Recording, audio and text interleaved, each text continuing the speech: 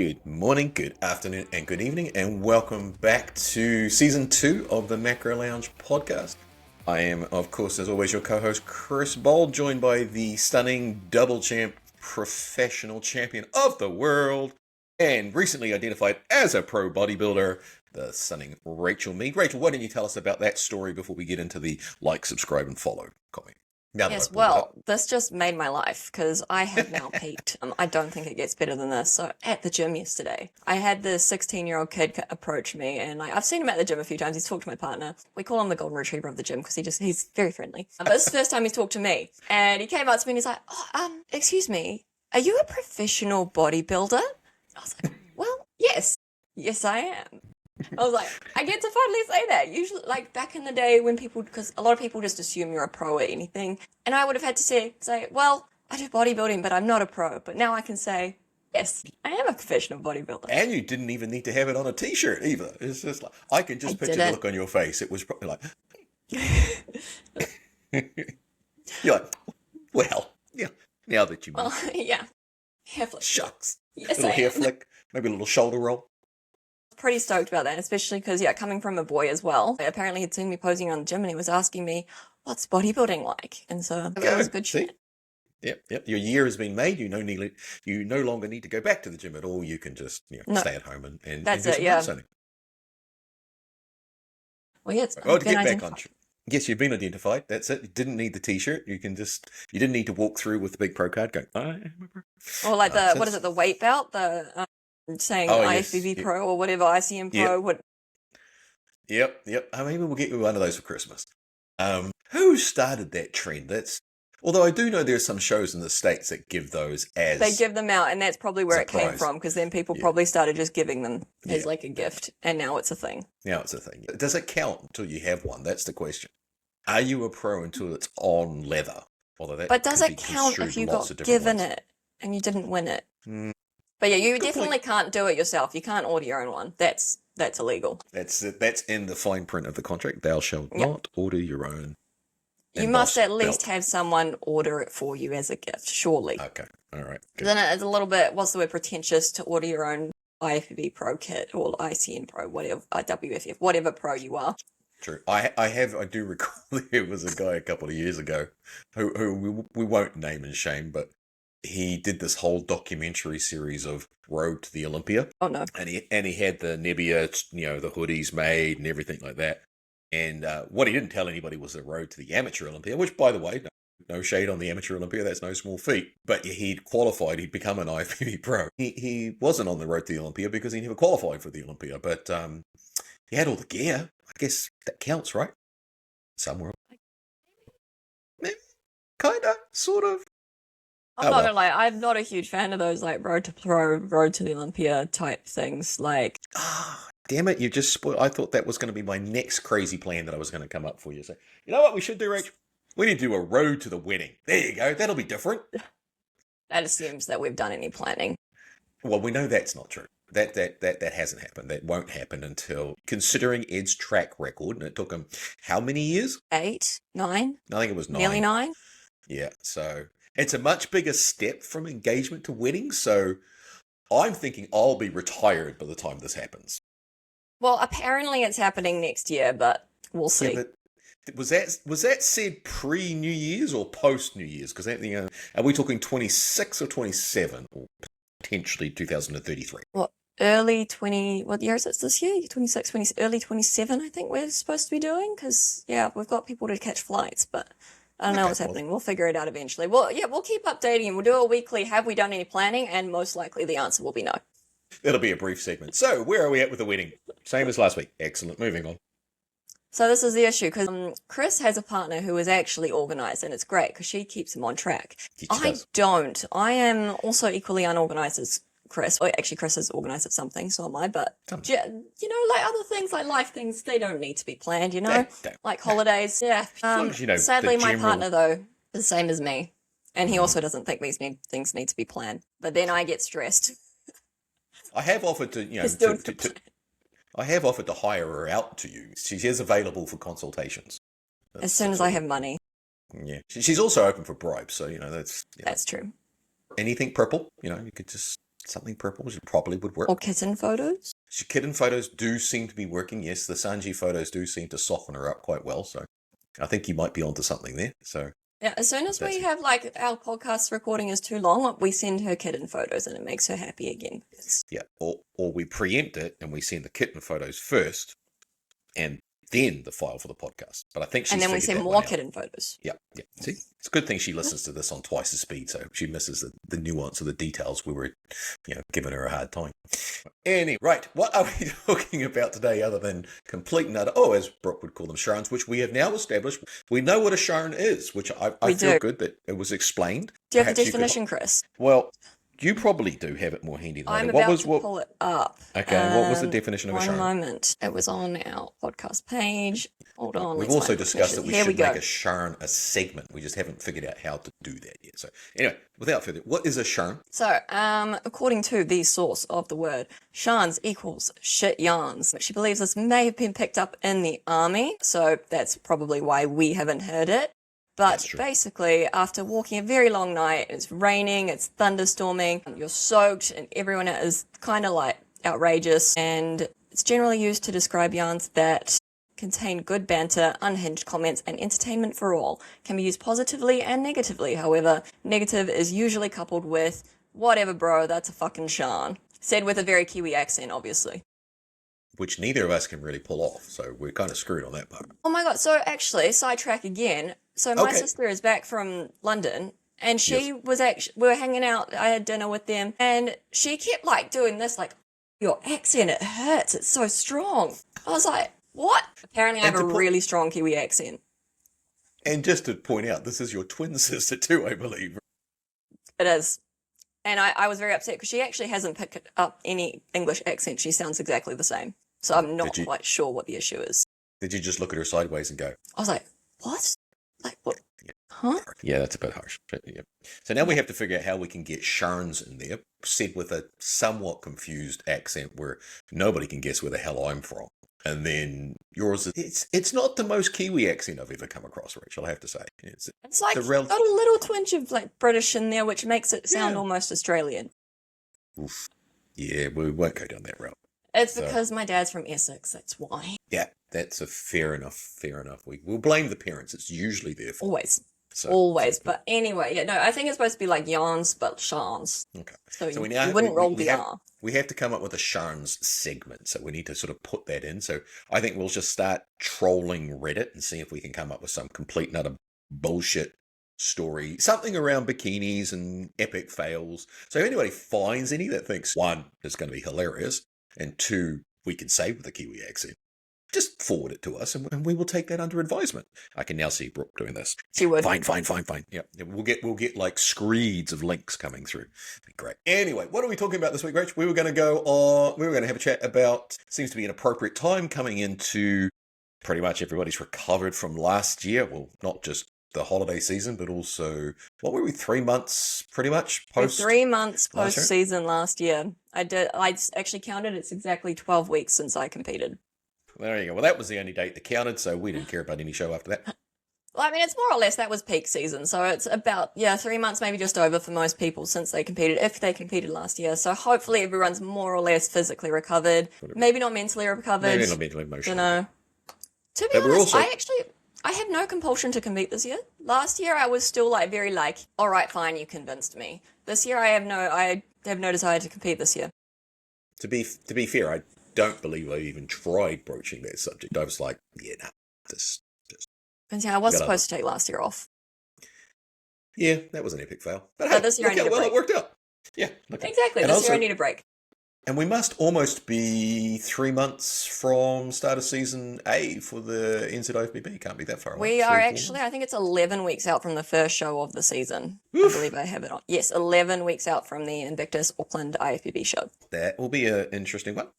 So guys, please order your suits. If you are doing that show, you do need to order your suits very soon, please. Yes. Same with if you're doing the Mo South Island, because that's 13 weeks away, or WFF. I sent Taupo 15 weeks, so you've got a little bit of time. Got time, yeah. So, but not a weeks, lot. But start to get it, it's a couple of weeks. So start to book in consults, please. Yes. Don't book them in with me, because I can't make bikinis. I mean, I could try. I'm pretty good with a glue gun, but Rachel, won't let me use hot glue, so I think that's my career. Here goes my career as a rhinestoner. Anyway, so today we were actually supposed to be talking about posing. Right, yes. I knew there was something. Jesus, both of us need to get this diagnosis done quick. I have got one. Yeah, you have. Yes. I'm in the process, which won't shock anybody. Right, so yes, we're going to talk about posing. And if you've been listening to us for a while, which of course everybody has, because it's fantastic. We're awesome. It's a fantastic thing to do for cardio. We have covered posing before. In past episodes, we've spoken with posing coaches like the incredibly fantastic Ali Waddell and, of course, the stunning character of all things posing community, Beck William. We've had a couple of episodes with them and some conversations with them where this very much came from the coaching and the educator side of the equation. Today is a little bit different, or totally different actually. We're going to sort of look at posing more from the end user perspective, maybe. So like you, the athlete. So the person who has to execute it under the lights, the nerves, the comparisons, the pressure. Because understanding the theory of posing and actually being able to apply it on stage, as Rachel will attest, are two very, very different things. So we're not talking about Instagram version of posing. We're not talking about the flashy. It's not all about being flashy and sexy. It's the part of competing that actually decides the placings. And it still somehow gets treated like an optional extra. Especially for the boys. I will say that. The girls are much better. Yep, boys, I'm sorry. I'm not even going to sugarcoat it, but you're all, there's an odd exception. You all suck. I mean, come on. The girls basically have 2, maybe 4 poses, and they will practice this until the cows come home, which is the reason they all look so good on stage. You guys have 8, and I swear to God, they must start practicing 5 minutes before they get on stage. I've seen guys run around backstage go, "How do you do a lat spread, bro?" And you're like, that tests one's patience.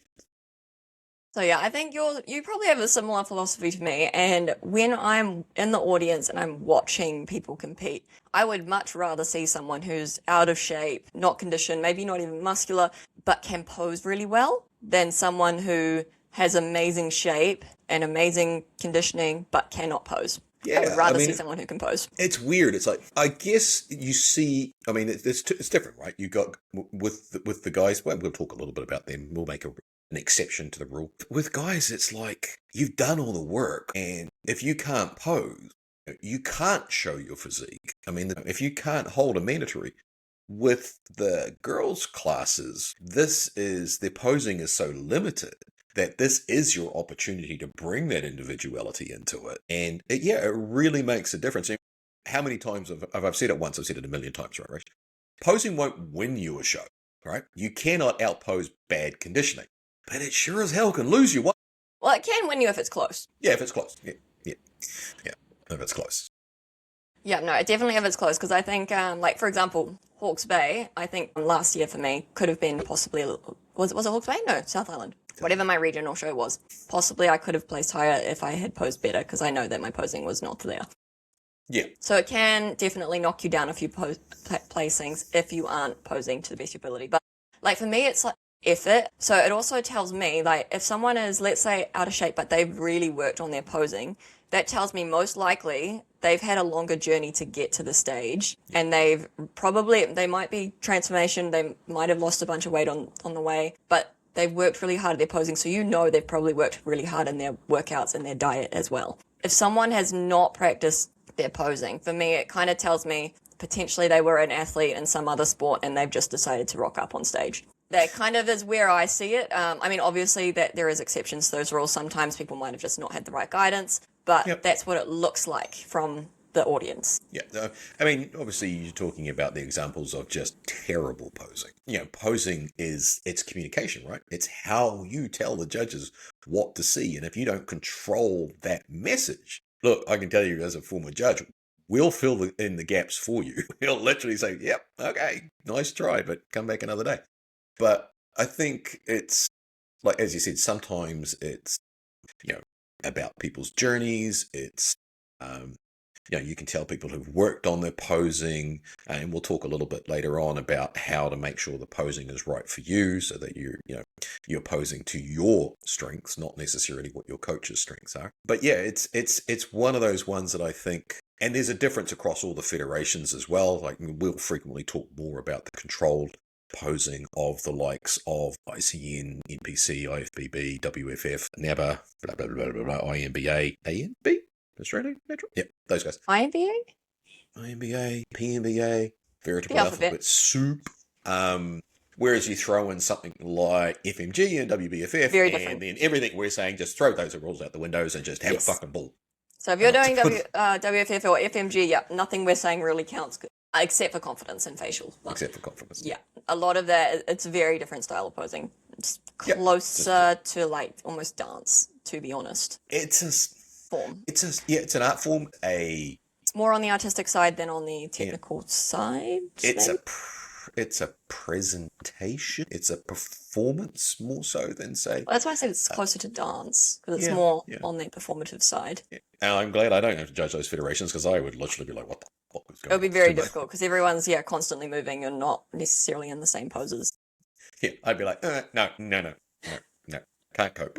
I'd need a break. But anyway, I don't actually think we said the reason we're doing posing because if you have been following us, we have announced that we are doing a posing academy. It is called Accentuate Posing Academy. Please go follow it. And we are going to be running some posing workshops coming up. Rusty making an appearance. Yeah, she's outside. Let me in. We have got a calendar up for those workshops across a few different cities, so go check that out. And we will be doing also one-on-one posing. And do we have any other plans in the works right now for that? No, just one-on-one in them. We've got obviously the workshops which we'll be posting up shortly, but we're trying to do a road trip across the whole country, and we are covering everything from what do we got? Auckland, Tauranga, Wellington, and Christchurch. So we'll be posting those links up. But yeah, we're going to try and cover everything, all federations, all levels, from first timers through to seasoned competitors. Just really looking at that. What we want to teach is posing for your body, not just copying someone else that you've seen on YouTube or in person. So we're trying to sort of get the point out there. And we'll be expanding the online portion throughout the year. Initially, it'll be just through lesson portals where we'll do, your standard one-on-one stuff. Predominantly at this stage, Rachel will be handling all of the bikini and the wellness and fit model, that sort of carry on.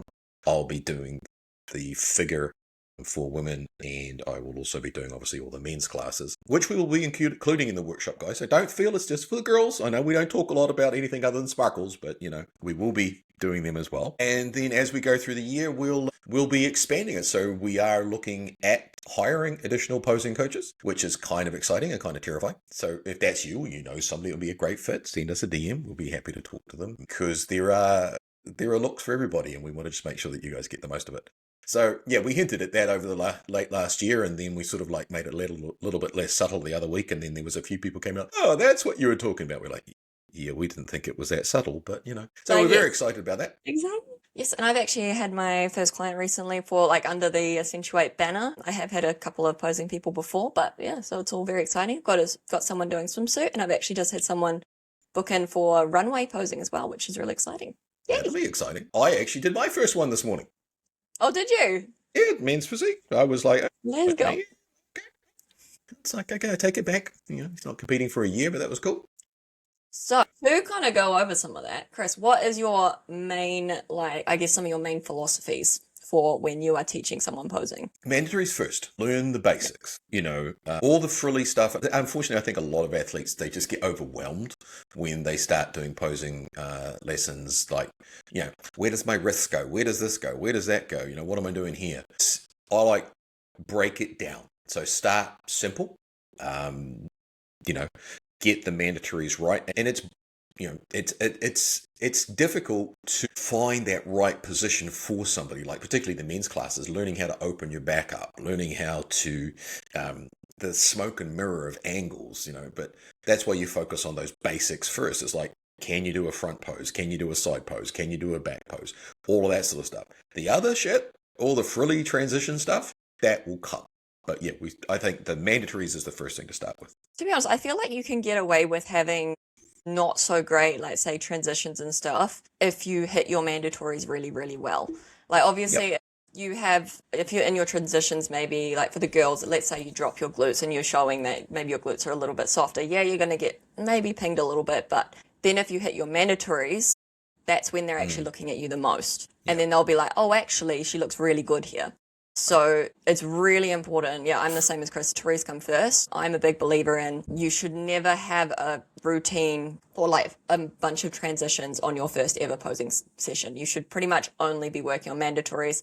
At most, maybe you can do like a little step into a transition, Yeah, like just move into it, but not a proper full transition. If you're doing transitions and routines on your first one, I'm like, well, for me, I think you should need to hit your mandatories first because that's what the judges are judging. They're not yeah, technically judging your transitions. yeah. I mean, it's like, you know, judges don't score effort. They don't score the frilly stuff. Yeah, if you're unfortunate enough that the judges look up right at that point when you're doing a transition to the back and you drop your hips and you drop your glutes and it's just at that time and they like, that's unfortunate. But as a rule, they score what they can clearly see, and that is the mandatories. That's where the placings are decided. You could argue it's not the walk, it's not the routine. That all plays into it, particularly as you start getting up into the open classes and then the pro divisions and so on and so forth. And it can be the difference between first, second, or whatever. But if you can't hit and hold a mandatory, which is, go back and look at some of Rachel's videos from last year. Like, she holds the side pose like an absolute boss. It's like, you watch all the other girls go, fuck. Because if you can't hold a mandatory properly, look, your transitions don't matter. Everything fancy just still resolves around getting to a mandatory. So that's why they are so important. Yeah. Posing, it doesn't reveal your weaknesses. It exposes the Or it ones you've shouldn't. been hiding. Yeah. It'll expose the ones you've been hiding because the weaknesses are there. If you pose properly, you can hide your weakness. There are shows sometimes, and I've done it as a judge, where we've pulled a few nasty things on people when it's like really, really close. And we'll do, that's not my phone, we'll do When you made something people silly stand feet like together? have you stand with your legs straight. Because, I remember an IFBB, I think it was Auckland show, where they were like, yeah, so you have to put your feet together in the back pose. Yeah, I did that once, didn't I?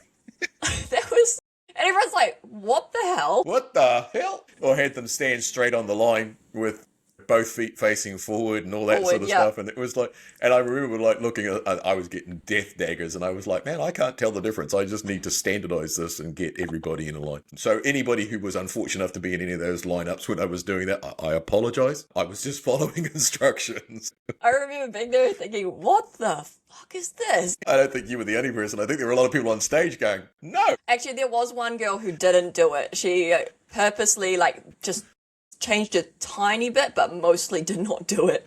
There's a few like that when you say face the front and they just can't do it. You watch them, they're like, so I will admit there's a slightly twisted part of me that goes, let's make them do that again. That's mean. But yes, be prepared for anything on stage. But yeah, mandatories come first. From there, the judges. Actually, would you say, Chris, as a judge, when they say like transition or like call the transition for whatever, is that usually when you would then look down and start doing your notes? Yeah. That's why, look, don't be, it's easy to be thrown off, right? When you're an athlete on stage and you're standing there and you're lights, bright lights, lots of sparkles, everything's going on. Your brain is not functioning at full capacity. It's hard enough understanding when somebody says, quarter turn to the right. Other right, dumbass. And also sometimes you can't actually hear it on stage. There is times when you really can't hear what they're saying. Yeah, if they don't have a monitor on stage. And so that to me is always a pet peeve because it ruins your experience as an athlete. But yeah, when you are there, don't be disheartened if you look at the judges panel and they're all doing this. Or for the people who are listening and cannot see what Chris just did, he just looked down. Yeah. So if they're not looking at you. Yeah, if they're not looking at you, it doesn't necessarily mean that they're not interested in you. But it's normally like, for me, I would be writing down notes like number 5, I would be rating them alphabetically A through D. That's how I'm going to be calling them out. But I would also make notes like strong side glute, maybe put next to number 6, and I'll have my notes down. And then, we'd say, okay, quarter turn to the right, or if it's for the, if they don't have quarter turns, they just turn to the back of the stage. I'm not going to look up again until roughly I am at the point where I think you should be facing the back of the stage. So yeah, don't be offended if that's what you're seeing. That's the judges are doing their work and taking notes, and it doesn't mean they're not paying attention. But that's why it's really, really important when you're doing the comparisons is having that ability to do the mandatories. Not necessarily when you're doing your routine. Like you'll notice now in some NPC shows overseas, they will bring you all out to a line first, then do comparisons, then have you go back to the line, and then you do your routine. That's why the mandatories and the comparisons are actually from who wins and who doesn't are definitely more important than your routine. Because if it's a big show and it's a busy show, the first thing they'll pull is your routine. Mandatory is so important. Like the fun stuff, like yes, that can come later, but definitely hit your mandatories first. That is number one. Yep. I will say for the less muscular categories in ICN, so like the swimsuit, runway, bikini, it is very important. The posing is judged and it is an important part of the judging, so it is a little bit more important to have a bit more presence. But again, mandatories still come first. Either way, your mandatories still come first. Once you hit your mandatories and once you're comfortable with that, that's when we can add in some of the fun stuff. That's when you add in the flavor, the sparkles. The flavor, get the that hair stuff. flicks. No emu ones. Yeah, I was going to say, pet peeves on posing. This one's always a fun one to talk about. Mine is, I've got like two. So one of them is having too many hair flicks, just constantly hair flick, hair flick, hair flick. I feel like 3 is kind of the maximum amount of hair flicks. You shouldn't even really have more than 2. It just gets to the point where I mean, to be fair, I see in the back pose, you don't have your hair on your back, so you kind of need to do it. Yeah. I think 1 is plenty. Yep. But yeah, too many hair flicks is not okay. The other one is probably the swiping the arms along the body, which was a trend a couple years ago. Yeah. No, you don't see it as much anymore, but yeah, it's just a little... we saw it a lot last year, I can tell you. I was sitting in front going, what the fuck? No. Like the glute swipe? Don't do that.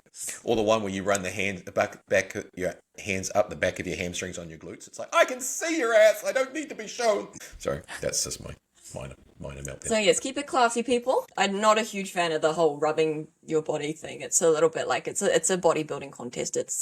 Yeah. I'm not a big fan of the little shoulder roll and the shoulder flick. I'm like going, I mean, really, it's to me, like, again, I'm not really paying attention to it. And if I do see it, it's kind of like, yeah, all right. Once is fine, but like 6 times in a routine, it's like, yeah, nah. I think the shoulder shimmy is very hard to get right. I think people think it's an easy thing to add in, but it's actually very hard to make it look good. And it has to be... Yeah. It's be very controlled because too much it's just like a big it's like spastic. Yeah. It's just a jerk. And I think once your routine with your initial transition to the back, cool. But like if you're doing multiple comparisons and you're doing that, I don't need to see it every freaking time. It's like, okay, great, we know you can do it. Gold star for you. Or doing all the fancy transitions when you're doing comparisons. Please don't do that, guys. Reason 1, there's very high chances of hitting the person next to you. I have been hit a few times. Like when you're doing these big hair flicks and stuff and the big swipes with the arms and the back transition especially, it's like, please stop because you're getting in the way of people. Also, it just takes a very long time. You don't need to take, the judges don't want you to take a really long time. They want you to get from A to B. So if you're taking 20 seconds to get there, it's like, yep, we get the picture. And you can see that sometimes when they're waiting for everybody to hit their pose, particularly say with ICN when they've got the back pose and you're just like, all right, 6 girls will hit it. We're waiting for you. Oh, my favorite was the time that I was at the front of the stage and then another girl was still at the back of the stage still doing her back transition. Because we'd been in our back pose and we got told to turn around and come to the front. And then, there was one girl still at the back and she was still transitioning and I was already at the front of the stage. Yes, but you have won races on stage. I think that was the one I got told, congratulations, you won the race. Which I do actually think about it as a race. In my head, it's like, it gets me competitive and fired up. I was just like, God. But I just think, sometimes it just takes a little bit too long. Like, you do kind of want to be, if you're a little bit at the back of the pack, that's okay. But if you're like 5 seconds behind everyone, it kind of is a bit like, okay. You get the pace. So, But keep it simple in comparisons. Keep it simple, yeah. I mean, particularly when you're in your first couple of shows or your first couple of years, again, focus on the mandatories. Don't get so tied up with where your wrist is facing or whatever. But the other thing is, remember, posing is individual. So everybody's got different limb lengths, different muscle dominance, different strengths. What works for one athlete can completely screw up another. So copying a pro or an influencer often will hide your best features rather than highlighting what they actually are. So that's why I'm pretty selective of like who I send my athletes to for posing and that sort of carry on. It's like, it's really important to me that you pose to your individual strength. Like if you're a tall girl, don't pose like a short girl, you know? Yeah. I've actually got an example of this one. So, for example, me, I have to keep my arms very close to my body at all times. As soon as my arms go too far, I look very long and lanky, and it's just because it's just so much further than any like shorter competitor. Tasha, for example, she's a little bit of a shorter competitor. Yeah, she's more compact. She looks beautiful doing all these like big arms, and it looks stunning. If I tried to do that, it would look terrible because my arms are just too long. So there is definitely points to that, and it's even the length of certain parts of your limbs. Like I've got very long forearms, so I also have to be careful of how much I bend my elbows because like 2 degrees different makes a lot more difference on my arms than it would on someone with shorter forearms. So it Not is. to mention you have hyperflexion.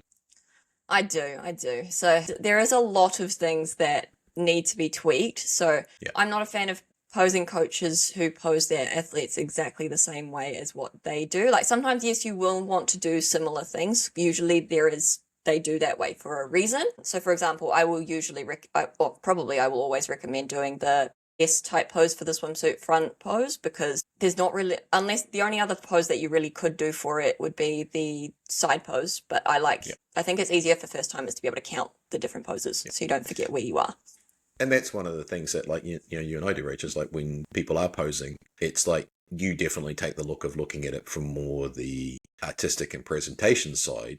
Whereas I say to you, just send me a picture of their mandatories, and I will just look at it from a judge's perspective, and I will say, okay, she needs to bring her hip around a little bit more here, or she needs to stand up a little bit more here, because that's what I'm looking for. Because I'm not really the flair inside like that. It's like, no, I need you to pose to your physique. Like, there's some girls, for example, the exaggerated projection of the glutes when they go into their side pose, that doesn't work on a taller girl. It just looks lanky. It's Yeah.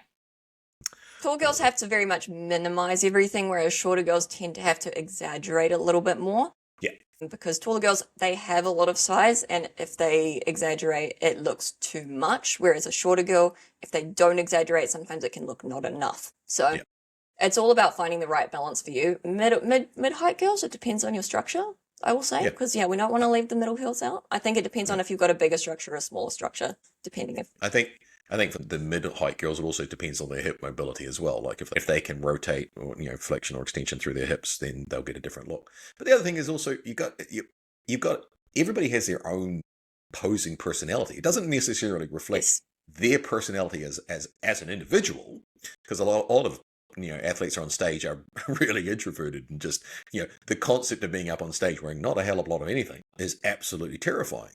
But, personality and posing, it isn't about being over the top. It's like calm scores, control scores, consistency scores. Judging, they don't want to see chaos, or it's not a free flow dance off, that they want to see confidence. And that is in you, getting into your transitions, getting into your pose.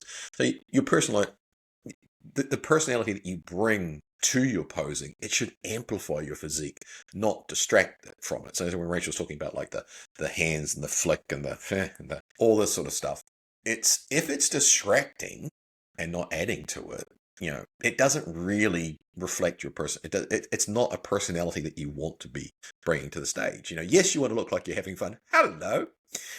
Right, gratuitous butt shot for anybody who's not listening, who's watching. Right now. But that's co-host number 3, Sanji. Yeah, we've heard Rusty. Hello. Look at his Who's okay, you can go up. He's too cute. Too cute. But yeah, so it's like, you remember, amplify, not distract. And it's really important when you're learning your personality and what makes part of your stage personality is to make sure that really shows your physique to the strongest, in the strongest light, so that when you are on stage, eyes can't help being drawn to you. And you can tell people that have that right. Rachel's a classic example of that. When she nails her posing, nails her personality and everything, most girls just literally go, fuck, I don't want to stand next to her, and they start running. Hence she got the name Glutes Ado. But it's because I'm forever coining that name. That was fantastic. Thank you, Jess. Yep. We have to get that on a t-shirt. But it's part of it, like making that pose work for you. So again, seek feedback, not just from your posing coach. I mean, guys are welcome to send me pictures, and I'll sort of give you some ideas of what I would be looking for, completely in an unofficial way. Send them to Rach. That's kind of what we're going to do as part of Accentuate. Is we'll bounce off against each other. You're not just got one; you've got both of us and whoever else is on the team. It'll be like a committee vote. We'll be like, yeah, she needs to do this, or Which would be good, because then, yeah, if there's something that you might not agree with as much, we can kind of like have a little bit of a communal chat and say, hey, what are the pros and cons? What are the reasons for doing this? So your posing coach should usually be able to justify a reason for them doing something with your pose. So for example, classic, twisting your hips to the side in that front side pose, because it makes your waist look smaller. If you're more front on, your waist is going to look bigger. So most of those kind of adjustments, there should be a justification for. If you don't like something, ask for the reason for it. If it's not really justified, sometimes you don't necessarily have to do it. Yep. Again, it's your routine. So yeah. But yeah, it should come down to your personality. If you are an out there person, you might have a little bit more flair in your posing. If you are naturally a little bit more shy, I like to go for the like classy, elegant look. I'm actually very clumsy in real life, but on stage we put on the I'm not clumsy. I didn't say it, wasn't me. I go for the royalty kind of persona. Not that that's real life at all, but it should still kind of work with your introvert, extrovert type personality. Not necessarily have to be fully what you're like in real life, but yes, if you're posing against what you're like or your personality, it will show on your face, and that's really, really important, because even if you're posing from the neck down is absolutely perfect on point, if your face drops, it's so obvious, like everyone can see it, and it just makes all of your posing not look that good. It really drops the whole level of your posing. So it is very important to keep your face looking happy and confident. Like smile, practice smiling, smile in your check-ins. Even if you look half dead and really creepy when you smile, just practice it. Facials are really, really important, because it does sort of display your level of confidence on stage. We saw it last year in both across the NZIFBB and also ICN, particular example in ICN, one of the very strong competitor just almost crumbled on stage when put under pressure. You could see the confidence just sort of drain, and the judges can't help but see that, not just because of your facial expression, but it does transfer down through your body. So you'll go from standing tall and standing appropriate to your height, or, showing off your, and you can literally see it's like the weight of the world just gets on the athlete's shoulders, and you can see them and that can be the difference between first, second, or whatever. So yeah, the smile says a lot. Practice that as much as you do anything else. And there's lots of common mistakes. Like we see the same mistakes every season. Too much. Usually bending forward too far, teapot arms, just too much arms. Drama. Over-sexualized posing. Don't see so much of that now. I think it was, 22 to 2023? It was definitely Laura Lee's fault, I will say that. And you should have seen 2014. Man, that was some over-the-top posing then. It was like, okay. Right, well, they used to do like the little hip jiggle, didn't they? Like in the front pose. Yep, there was a whole bunch of just like, oh God. Teapot arms, bent knees, squatting when you're in your back pose. It's just like, and again, if you take those mistakes out, and again, focus on your mandatories, you can have the same body, not necessarily having to do anything different from a prep perspective or anything like that.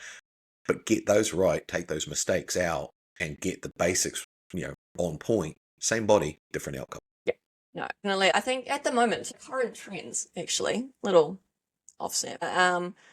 The current trends seem to be very simplified. It seems to be, because a couple of years ago, there was a lot of very complicated posing, a lot of complicated transitions, and it very much seems to have toned down these past couple of years. Personally, I think almost sometimes it's toned down too much, because sometimes it actually is a little bit boring. I have seen a couple of pros, but I will say I'd rather it be more toned down than too much.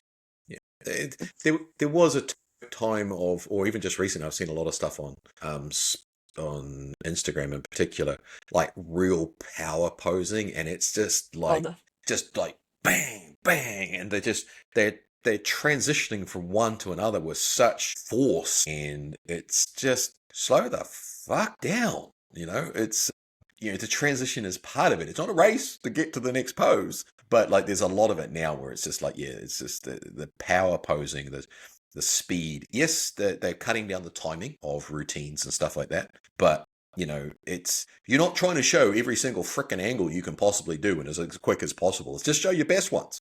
Not everybody looks good from 360 degrees, and if you do, you're Miss Olympia. Yeah. That's actually a really important note. Like, show your good angles only. And something that's really stuck with me since like very early on, I think since even like 2020 when I first started, was the more time you spend on stage in your individual routine, the more time the judges have to see your flaws. Because that's what they're looking for. They're not looking necessarily to see, oh, what are your good points? They're actually looking for your flaws. And that's basically how you get judged, is who has the least flaws.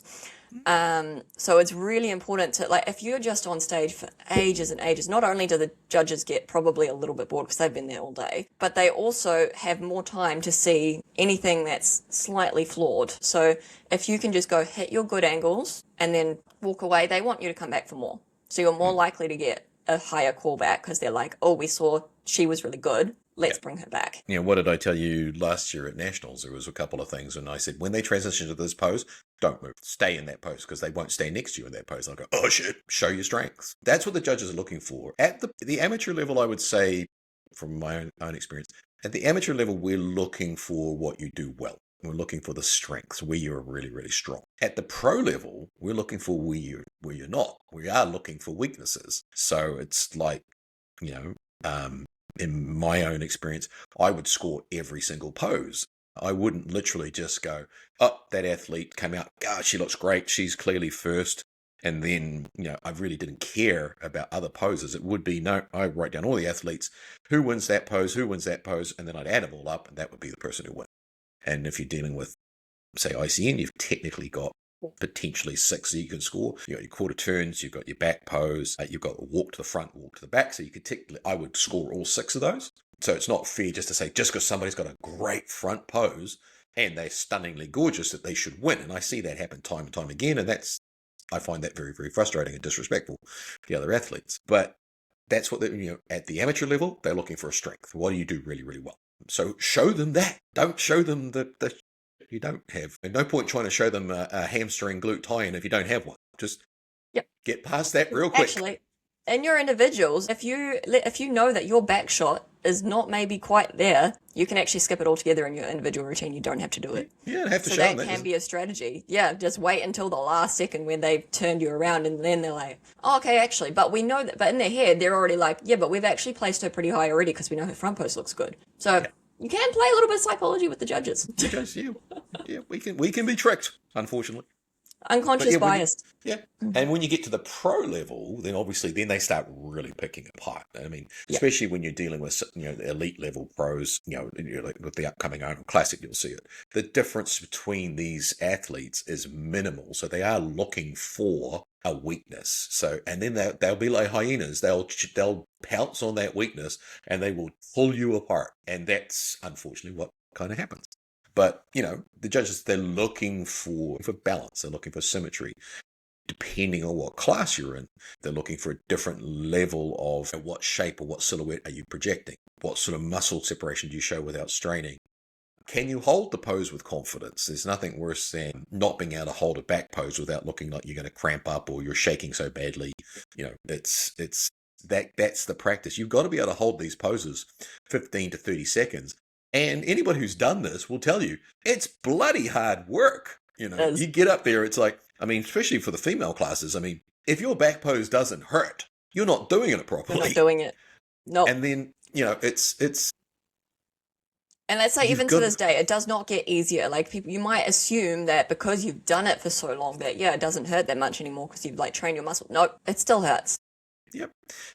And the other thing is, you got to remember, it's with posing as if you posing to your strengths. Don't pose to what you're seeing on the internet or on social media, because the judges can't see that.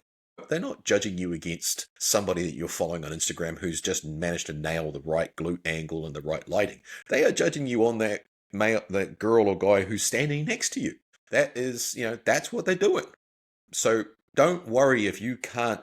In your practice, you don't have a pose that looks exactly like X athlete. Just make sure it works for you. Yeah, 100%. But you can also tell when people are uncomfortable with their posing, with the way that they're trying to pose. Yep. It's, again, every minuscule facial expression is highlighted. The moment you have the slightest bit of discomfort showing on your face, it's very clear for the audience and the judges to see. Very important to, like, even like before you go on stage, just trick yourself into thinking like, or like being confident. Something I always recommend, first of all, you just got to go out there and be like, yeah, I'm top shit. I am awesome. Like, look how awesome I am. Like, I've done amazing in my prep. And second of all, because stage fright is a thing. And that doesn't always go away either. I still get stage fright when I go on stage too, and I've done, I don't even know how many shows at this point, nearly 20, I think.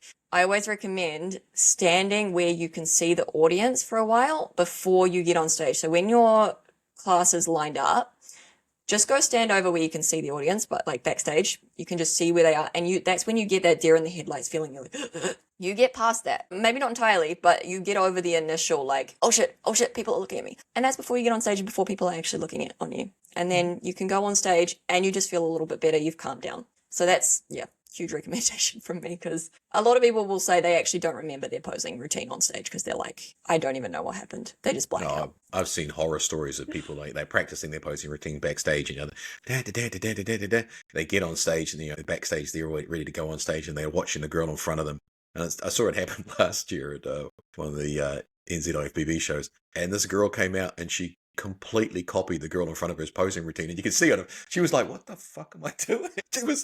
She even got off stage afterwards, and it just was just like my brain just went, and I just started following her. It was like you could tell.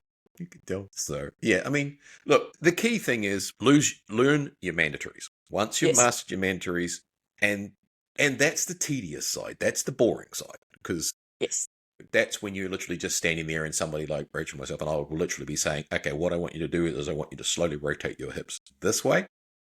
We'll use cues, we'll use props, we'll use all sorts of weird and wacky things that we can get you to do it. Once you've nailed that, then you move on to the fun stuff. But that's why it's really important to start. Actually, there is one more step a little bit before the fun stuff. You have to learn footwork.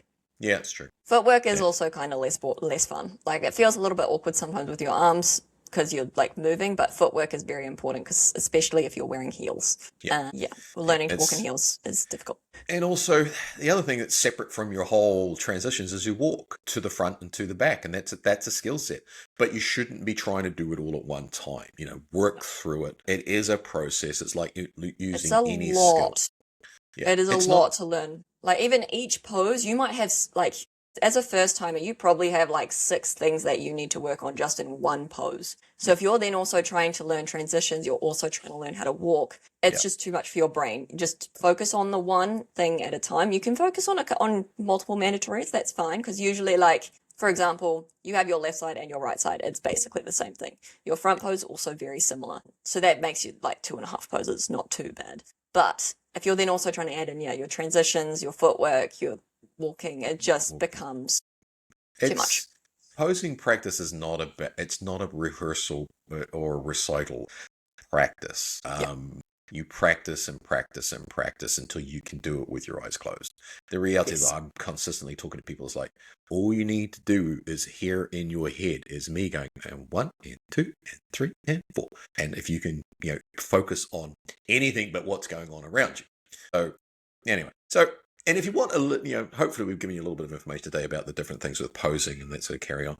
But like, if you wanted a little bit more coaching side, perspective side to have a look at this, go back and have a look at the episodes with Ali and Beck. They're really, really informative. So, they'll give you the why to do things, where today we sort of more focus on and how it actually plays out on stage. So, and again, we didn't actually say the dates, but we'll put them up. So with the Accentuate Posing Academy, we will have some special guests and all sorts of fabulous things going on. But mark these dates down. What have we got? Auckland, May the 2nd, Christchurch, July the 18th, Tauranga, August the 20th, and then Wellington, September the 5th. We sort of tried to cover the entire, avoid the competitions, but sort of get around with some lead time for each show. So remember, everybody is welcome. The more, the merrier, both females and males. And we'll have a few special guests at each one too, so we're looking forward to that. Anything else? We were going to talk about Sharons, so now that we know what they are, we'd like to sort of incorporate a couple of little, shits and yarns into each episode. Some posing disasters, some prep chaos,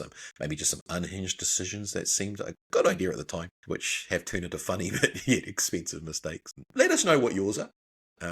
We would love to go through them on a regular basis. It should be fun for us.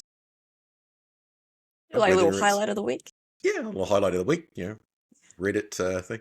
I was reading someone's about a show just recently in the States where this girl was standing up, and I've seen it happen time and time again. She's standing up on the stage, standing there, all confident and posing, and the judges go, like, quarter turn to the right, quarter turn to the right. Everybody's moving except for this one girl who's just nailing her front pose, and she is beaming, big grin.